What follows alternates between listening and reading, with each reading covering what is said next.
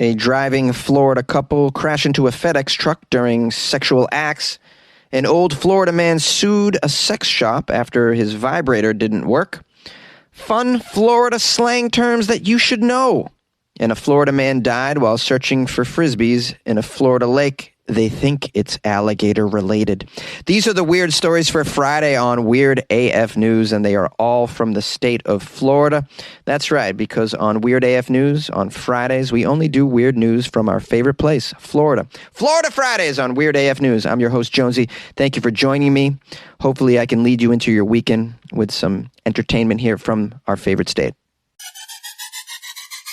A Florida couple crashed into a FedEx truck during a sexual act of some sort. Let's learn about this of some sort.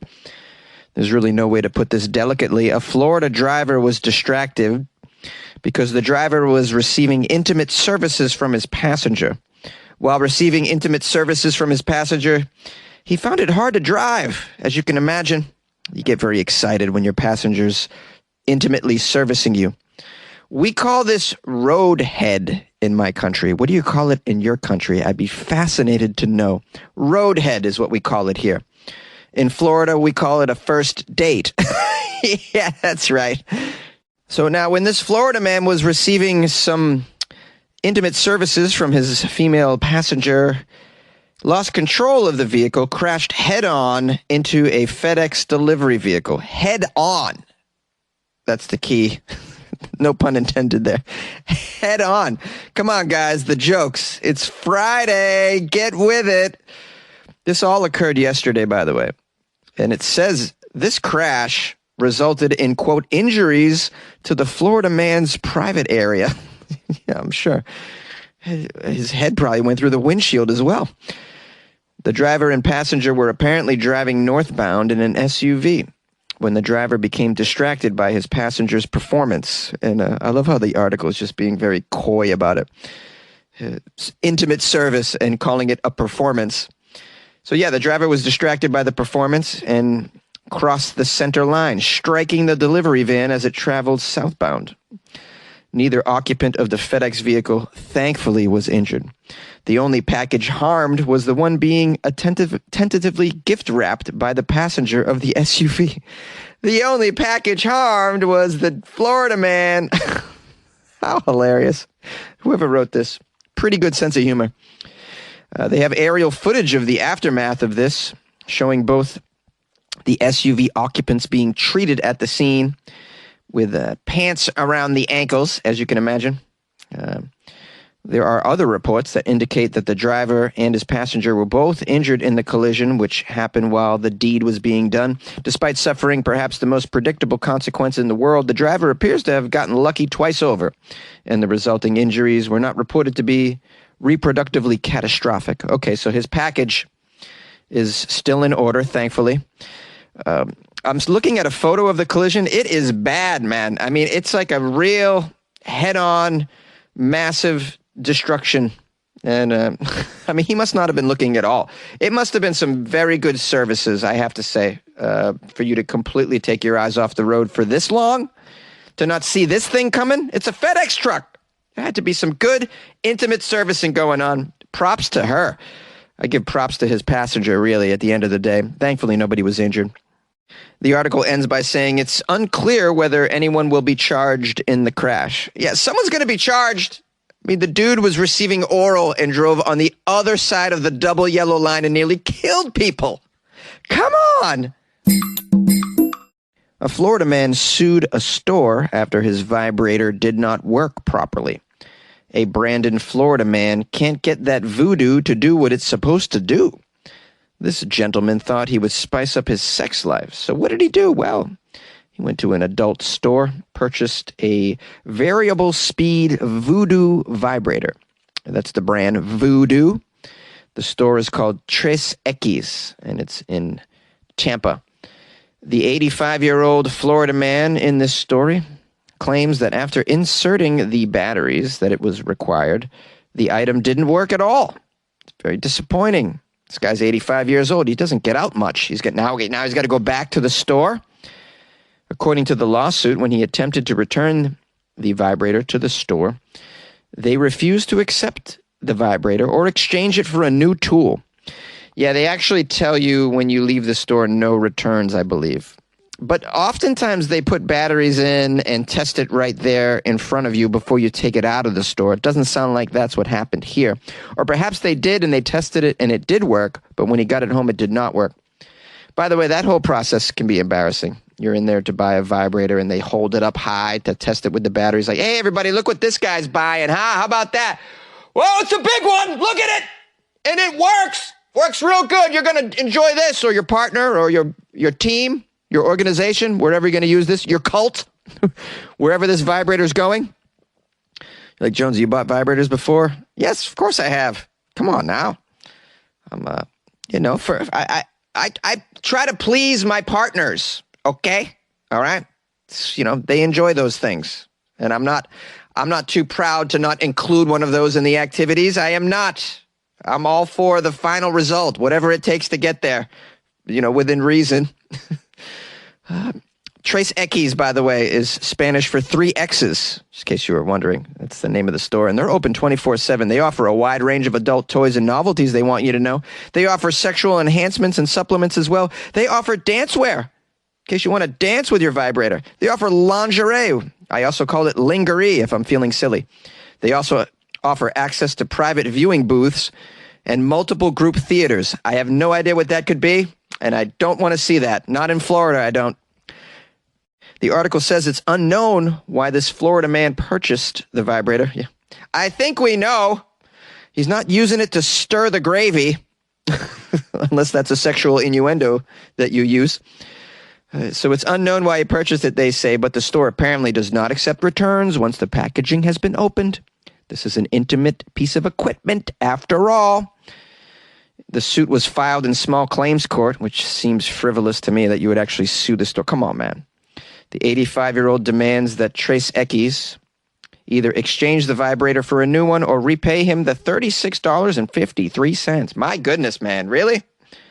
Well, I mean, he is 85 years old, probably on a fixed income, so $36 seems like a pretty good deal on a vibrator, though, man. I mean, if this was one of those, a couple hundred, over 100 even, I would say. They have them. Very sophisticated technology these days. You could probably spend $1,000 on a vibrator, I'd imagine. Works with Bluetooth. What is that vibrator? I think I covered it, where someone can control it over the web so that you can, sort of have some hanky-panky via the web and your vibrator that hooks up to it. I sound like an old man at this point, right? Jonesy, what are you talking about? And by the way, 85 years old buying a vibrator. What's going on here? This seems a little... I mean, not to say that you can't, there's no age cutoff, but I mean, if I'm 85 years old buying vibrators, I mean, yeah, things are probably going pretty good for me, I'd say. Yeah, kudos to this guy. Dude, live up your life, man. Don't spend your remaining days in court. Just get another vibrator and spend it doing what you normally would do with a vibrator. Enjoy your time, 85-year-old man. Fun Florida slang terms that you should know. Part 1. Big shout out to listener Ed for sending me this article. Thanks to its plethora of bizarre crime stories and its truly wild wildlife, Florida has earned quite a reputation over the years. So much so that residents sometimes find themselves on the defensive when discussing the state that they call home. Even so, the Sunshine State has seen a massive influx of people relocating, especially during the pandemic. So it might be a good time to get familiar with some Florida slang. Let's start with it right now. Number 1, pub sub. Perhaps the most important term you'll learn on this list. A pub sub is a sub sandwich from a Publix grocery store deli. I didn't know this, but it says here that the pub sub is actually a Florida delicacy, especially the chicken tender pub sub. That sounds delicious. I love subs. I'll probably love a pub sub. I'll probably love the chicken tender pub sub with pickles and a little bit of mayo. Ooh. Okay, number 2, Floridaman. I think you know this one. We don't need to get into it. We all know a Florida man is someone who commits crimes and also pays taxes in Florida. Just kidding about the taxes. Number 3, sun shower. A sun shower is when light rain falls while the sun is still shining. Yeah, I've been in a sun shower before. I thought the sky was falling. I wasn't sure what was going on. Okay, well, now we have Florida bath. Do you know what a Florida bath is? It says, just rinse off by jumping in a swimming pool. That's a Florida bath. I thought it was someone that was washing at a public fountain in Florida, but that's, I think I'm wrong. Okay. Number 5 is also number 6, 7, and 8. It's Tally, Jax, SoFlo, and PCP. PCB, not PCP, but I'll bet there is PCP in PCB. This is Florida. These are cities that go by slang names in Florida. Tallahassee is known as Tally or Tallanasty. I had no idea. That sounds awesome. We have Jax for Jacksonville, although I like to call it Cracksonville. That's just my thing. SoFlo is South Florida, or the Tri-County area of Miami-Dade, Broward, and Palm Beach. PCB is Panama City Beach, which is the spring break capital of the state, also known as the origin of many unwanted pregnancies. Number 9, hurricane party. Have you been to a hurricane party? Well, no stranger to hurricanes. Floridians have the whole storm preparedness thing down pat, apparently. You stock up on water, you fill sandbags and your gas tank, and get drunk and have all your friends over to watch the storm roll in at a hurricane party. Wow. I'd love to go to a hurricane party, although it could end bad, I'd imagine. But at least you're drunk if it ends bad, you know. Number 10, Alligator Alley. This is an 80-mile stretch of I-75 located in the Everglades that connects the east and west coasts of Florida. It is known as Alligator Alley. Your best bet for spotting a gator is driving down Alligator Alley, or working at a Wendy's because someone chucked one through the drive-through window. Number 11, snowbirds. I've heard of snowbirds. Snowbirds is how Sunshine State residents refer to northerners who move or visit Florida during winter to escape the cold weather. I know about snowbirds because I'm from Massachusetts, and it's pretty common to encounter snowbirds that live in New England. It's a nice little warm getaway during the winter months. Yeah, you just go down to Florida for the winter, get your STDs and sunshine, and come back. Lastly, number 12, the word bih, B-I-H. You've probably heard of a word that can be used to refer to pretty much anybody or any place or thing. It's an all-purpose pronoun. It's short for B-I-T-C-H, in case you're wondering. Okay. We're learning here, guys. Yay! Fun Florida Slang Terms Part 2. This is a list that I went online and found myself. I think it's very important to be familiar with these Florida slang terms, especially if you're going to visit or live there. Number 1, atom bombs. This is marijuana mixed with heroin.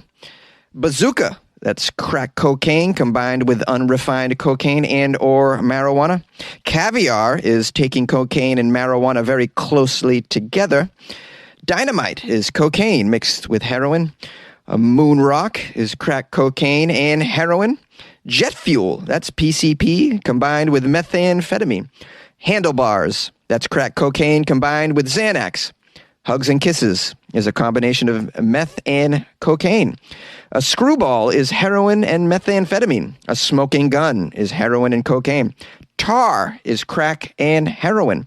Waffle dust, ecstasy and methamphetamine. Ozone is a marijuana, PCP, and crack cocaine cigarette.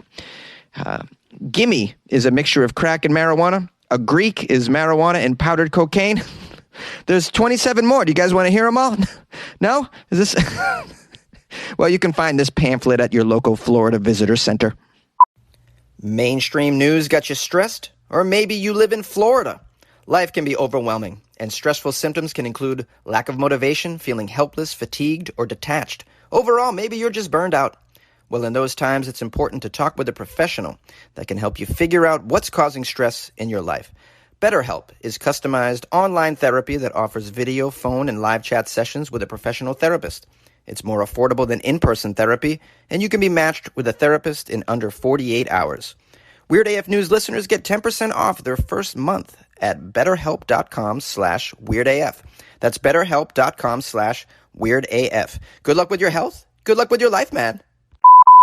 A Florida man searching for frisbees is destroyed by an alligator.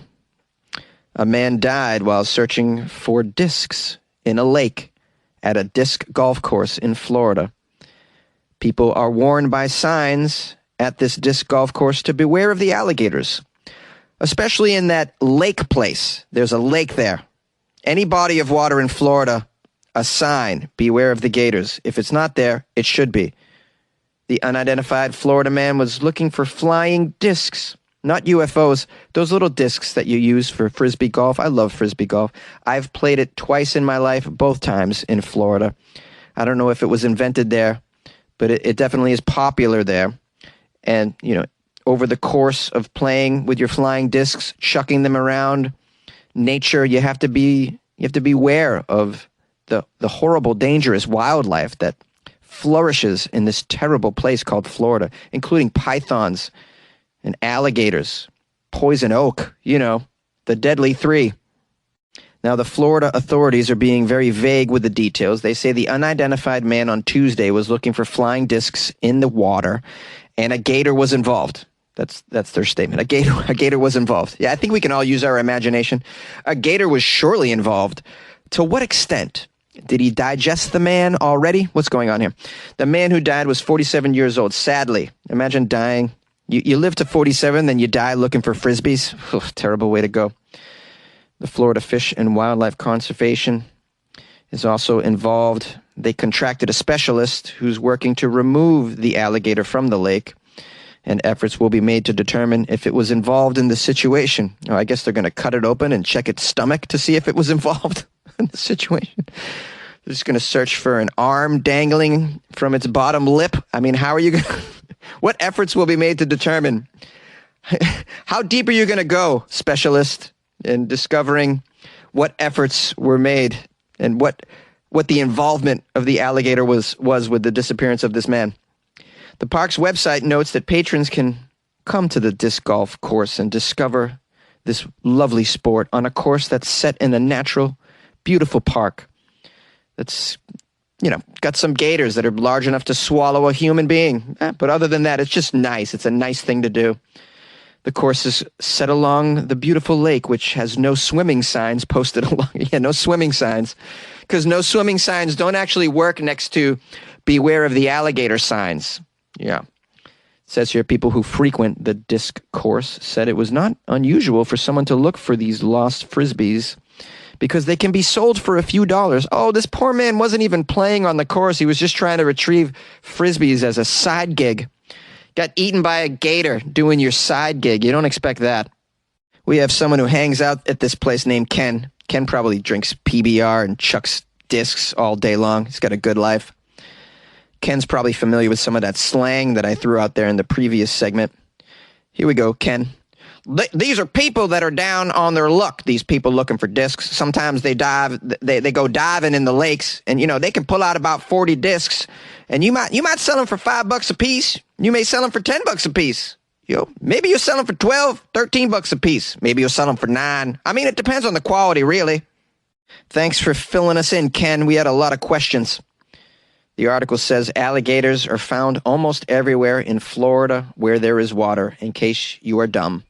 The Wildlife Commission says there have been no fatal alligator attacks in Florida since 2019. Really? Is that true? How? What about that gator that was thrown through the Wendy's drive-thru window? That wasn't a fatality. It seemed like it would be. It says there's been no fatalities since 2019. So hard to believe, although people and animals have been bitten from time to time. Wildlife officials stress that no one should approach a wild alligator or feed them because the reptiles then associate people with food, and this can become problematic in populated areas such as apartment complexes where people walk dogs and have small children and loads of orgies. You like podcasts? You're listening to my podcast. Maybe you thought to yourself, I'd like to make a podcast. Too difficult. No, not with Anchor. Anchor has free creation tools that allow you to record and edit your podcast from your phone or your computer. Anchor distributes your podcast to Apple, Spotify, Stitcher, and more. They have advertising integration, so you can even make a little money off your podcast. Everything you need to make a podcast in one place. Download the free Anchor app or go to anchor.fm to get started. And good luck with your podcast. Good luck with your creation. Good luck with your life, man. Got an alligator in my backyard and nobody cares, nobody cares. Got an alligator in my patio and nobody cares, nobody cares. Had an alligator at my birthday party and nobody nobody can. Nobody can. Had an alligator in the front seat of my Volkswagen, and nobody can, 'cause it's Florida. Alligators everywhere, and nobody cares. In Florida, there's alligators everywhere, and nobody cares. Back up, 'cause it's on. N-A-T-E-N me, the Warren to the G. Hi, sing along with me, guys. You know that one. Classic, baby. Classic. Old school hip-hop. Don't you love it? I love it. That's my karaoke go-to track. Actually, anything old school hip-hop, I'll bust out at karaoke. Love it. Maybe you're singing karaoke this weekend. Have a good time. I hope you have a great time. Have some fun. The weekend's here. Or maybe the weekend already passed, and if that's the case, I hope you had a great weekend. I want to thank everyone who reached out to me with Florida stories. You know who you are. You're very, very helpful, and I'm grateful for your time that you would do that for me. Thank you so much. You can always send me stuff to funnyjones@gmail.com or submit it through the website, weirdafnews.com. What else? Oh, if you'd like to support the show, please tell a friend. Be like, hey, man, listen to Weird AF News and tell them about Florida Fridays. People might dig that. You know, this episode gets twice as many downloads as the others. So my assumption is people like the Florida Friday aspect of this podcast. I'd imagine some people don't even listen to the show during the week. They just only listen to the Friday show. It must be the case because of the number of downloads that I'm getting. So if you're going to tell them about Weird AF News, maybe mention Florida Friday. That seems to be a good PR jump-off point. And if you're listening on Florida Friday, I recommend you listen to the shows during the week, too. The Monday through Thursday shows, they're great. They're absolutely great. And you learn a lot about the weird world, you know, not just the state of Florida. I'm going to tell you, there's places that are just as crazy as Florida, and you'll learn about that from the stories during the week, right? You guys can attest to that, right? It's crazy out there. The flyover states, have you seen them? Craziness. Crazy. Anyways, I appreciate all you spending your time with me. There's a lot of podcasts you could be sitting with, and you decided to spend some time with Weird AF News, and I'm so grateful for that. If you'd like to support the show monetarily because you are in a position to do so, I know not a lot of us are right now. Times are tough. In fact, I just went to my favorite Vietnamese iced coffee spot, and the woman's charging $1 more. And she was so apologetic about it. She's like, I'm sorry, my costs have all gone up for everything, and I have to charge more now for all my drinks and food, for that matter. And I get it, man. I'm like, here you go, $5. I mean, it's like, I totally get it. Money's tight for all of us. So, but if you would like to support the show with a little bit of cash per month, like buying Jonesy a cup of coffee, go to the Patreon, patreon.com/WeirdAFNews, or download the Patreon app on your smartphone and do a search for Weird AF News, and you can support the show with a couple of bucks a month. Either way, I'm grateful for you, and I'm grateful that you spent some time with me once again. I hope you enjoyed the Florida Friday episodes. I always try to put a little extra effort into it, do an extra story, and just be extra, you know? All right. I love you. Bye-bye.